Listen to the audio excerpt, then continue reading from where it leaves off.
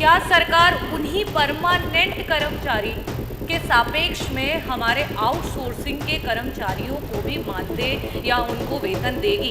78,000 लोगों को जो आउटसोर्सिंग पे काम कर रहे थे उनको निकालने की बात की गई है कि क्या सरकार 3 साल जिन्होंने आउटसोर्सिंग पे काम कर लिया उन्हें परमानेंट करने पे विचार करेगी? सरकार पूरी तरीके से अपने आउटसोर्स के कर्मचारियों के प्रति संवेदनशील है।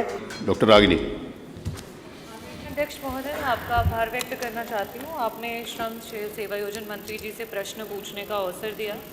मेरा प्रश्न जो था वो आउटसोर्सिंग के पे कार्यरत जो हमारे लोग हैं उनको लेकर के था कि उनके शैक्षिक आधार पे और उनकी जो तकनीकी योग्यता है उसके आधार पे क्या सरकार उनका जो मानदेय है उसको देगी और क्या कोई इस तरीके की योजना बना रही है? आदरणीय अध्यक्ष महोदय, आउटसोर्सिंग पे काम कर रहे आज प्रदेश में लाखों कार्यरत लोग हैं जिनको 10,000 से 12,000 रुपये के मानदेय पे मजबूरन काम करना पड़ रहा है।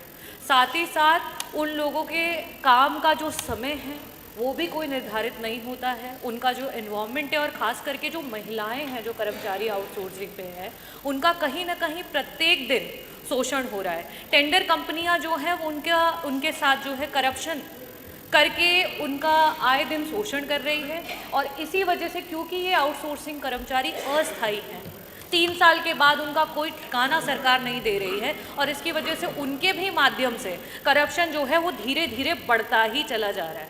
मंत्री जी, मेरा पहला प्रश्न आपसे ये है कि ये जो हमारे आउटसोर्सिंग पद पे नियुक्त कर्मचारी हैं उसी पद पे हमारे परमानेंट कर्मचारी भी कार्यरत हैं। क्या सरकार उन्हीं परमानेंट कर्मचारी के सापेक्ष में हमारे आउटसोर्सिंग के कर्मचारियों को भी मानदेय या उनको वेतन देगी? मेरा दूसरा प्रश्न ये है कि आज सरकार ने ग्रुप सी और ग्रुप डी प्रत्येक विभाग, हमारे आदरणीय स्वास्थ्य मंत्री जी भी बैठे हुए हैं, प्रत्येक विभाग में रोक लगा दी है और अगर हम डेटा देखें तो कुल स्वीकृत पद के सापेक्ष में आज जितने लोग कार्यरत हैं उसमें से 30% लोग जो हैं वो दलित से आते हैं और 70% ऐसे लोग हैं जो ओबीसी वर्ग से आते हैं, पिछड़े वर्ग से आते हैं।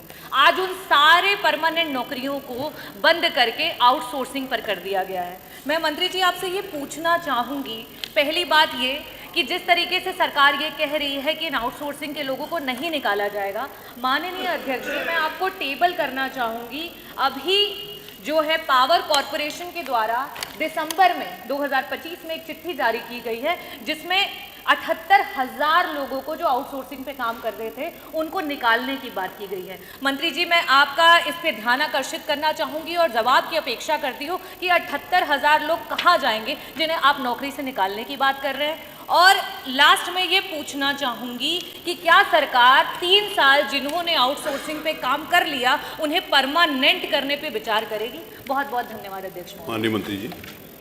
माननीय अध्यक्ष जी, आउटसोर्स के माध्यम से जिन कर्मकारों को अवसर सरकार देती है मानवर, वो नियमावली आप देख लें मानवर। जब जेम पोर्टल पर निविदा विभाग संबंधित विभाग की जाती है तो कार्य अवधि भी करीब करीब निर्धारित होती है मानवर। तो जहां इसी शर्त के साथ लोग को अवसर मिलता है कि ये 3 साल के लिए काम है या 5 साल के लिए या 10 साल के लिए काम है मानवर, उसकी बात तो अलग हो गई। लेकिन माननीय उच्चतम न्यायालय के भी आदेश है मानवर, सरकार की भी मंशा है कि आउटसोर्स के माध्यम से जिनको भी मौका मिला है उनको हम नहीं निकालेंगे। कंपनियां बदल सकती हैं लेकिन कर्मचारी नहीं बदले जाएंगे, उनको नहीं हटाया जाएगा। एक मानवर, अगर कहीं किसी को हटाया गया है, शिकायत के आधार पर कोई हटता है, वो दूसरी बात हो गई मानवर। लेकिन माननीय उच्चतम न्यायालय के भी आदेश हैं, सरकार की मंशा भी है कि जिनको हम आउटसोर्स के रूप में हमने अवसर दिया है हम उनको हटाएंगे नहीं। कंपनी बदल सकती है लेकिन हमारे कर्मचारी नहीं बदलेंगे मानवर।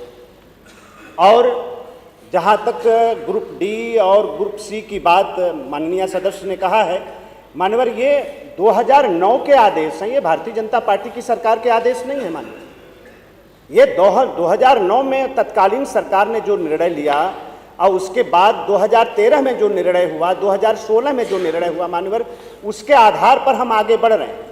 बाकी इसको हम स्वीकार करते हैं मानवर। सदन में हमने पिछली बार भी आपके माध्यम से सबको अवगत कराया है कि शिकायतें चाहे हमारे मीडिया क्षेत्र से आई हों, चाहे माननीय सदस्यों ने अवगत कराया हो, चाहे और किसी ने अवगत कराया हो, जो आउटसोर्स के कर्मचारी हैं मान्यवर, उनके शोषण की शिकायतें मिली मान्यवर। इसीलिए कॉरपोरेशन को गठन करने की आवश्यकता सरकार ने महसूस किया और उसका हमने गठन किया है मान्यवर। कमेटियां बन गई हैं मान्यवर और उसकी मीटिंगें भी शुरू हो गई हैं मान्यवर। आने वाले समय में ये तमाम शिकायतों को हम दूर करेंगे मान्यवर, कोई अवसर हम नहीं देंगे। सरकार पूरी तरीके से अपने आउटसोर्स के कर्मचारियों के प्रति संवेदनशील है। सरकार पूरी तरीके से अपने आउटसोर्स के कर्मचारियों के प्रति संवेदनशील है। हम उसका कोई अहित नहीं होने देंगे।